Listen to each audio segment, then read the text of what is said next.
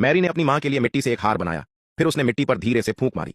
मिट्टी तुरंत एक सुनहरे हार में बदल गई, लेकिन अगले ही पल एक छोटी लड़की ने अचानक मैरी का सुनहरा हार छीन लिया। मैरी ने हार वापस लेने की कोशिश की, इसीलिए दोनों में बहस शुरू हो गई।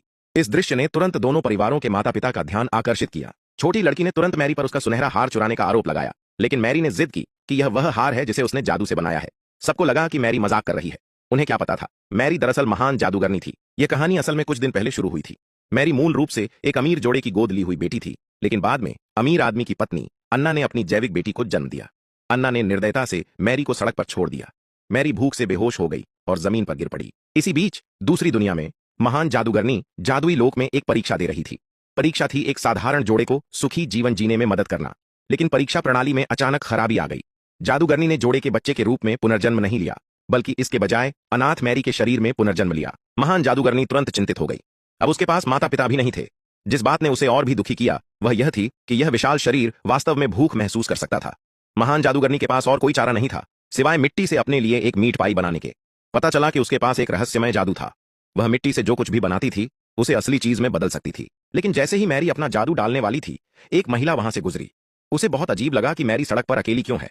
मैरी ने शांत भाव से महिला को बताया कि उसे उसके गोद लिए माता पिता ने छोड़ दिया है। महिला को मैरी के लिए गहरी सहानुभूति हुई। उसने मैरी के हाथों से मिट्टी फेंक दी और तुरंत उसे गोद लेने का फैसला किया। महिला मैरी को अपने साथ ले गई, लेकिन उसने ध्यान नहीं दिया कि मिट्टी का टुकड़ा वास्तव में एक असली मीट पाई में बदल गया था। महिला मैरी को अपने घर ले आई और गलती से अपने पति और सास से मुलाकात हुई जो बैठक में थे। वह तुरंत थोड़ा दोषी महसूस करने लगी क्योंकि उसका परिवार बहुत गरीब था। उसके पति एक काम की चोट से अपाहिज हो गए थे और परिवार ने आय का अपना एकमात्र स्रोत खो दिया था। एक बच्चे को पालना बहुत मुश्किल होगा, लेकिन महिला फिर भी कोशिश करना चाहती थी।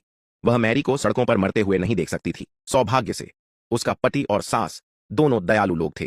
वे दोनों मैरी को लेने के लिए सहमत हो गए। महिला के परिवार का कर्ज चुकाने के लिए मैरी ने चुपके से मिट्टी से एक छोटा मेमना बनाया। मैरी ने धीरे से अपना जादू डाला।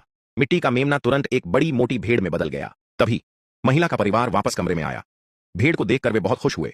वे उसे पकड़ने के लिए दौड़े, लेकिन मेमना बहुत तेज और चुस्त था। वह जल्दी से घर से बाहर भाग गया।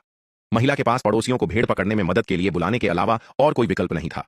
जल्द ही पड़ोसियों को भेड़ पकड़ने में मदद करने के लिए धन्यवाद देने के लिए महिला के परिवार ने अपने आंगन में पड़ोसियों को भेड़ का मांस बांटा। मैरी ने किनारे से जिज्ञासा से देखा, लेकिन अगले ही पल मैरी ने अचानक अमीर आदमी की पत्नी अन्ना को देखा। पता चला कि अन्ना वहां से गुजर रही थी। जब उसने लोगों को मुफ्त में भेड़ का मांस बांटते देखा तो उसने तुरंत अपनी बेटी सूजन को कुछ चुराने का आदेश दिया। चालाक मैरी ने मांस वापस छीनने के लिए दौड़ लगाई, लेकिन उसे यह जानकर आश्चर्य हुआ कि अन्ना ने मैरी को जमीन पर धक्का दे दिया। मैरी तुरंत चिल्लाई, चोर को पकड़ो। महिला और उसका पति जल्दी से मैरी के पास दौड़े। जब उन्होंने देखा कि मैरी को धक्का दिया गया है तो उन्होंने तुरंत अन्ना को वहां से निकल जाने के लिए कहा। उन्हें यह जानकर आश्चर्य हुआ कि अन्ना ने बेशर्मी से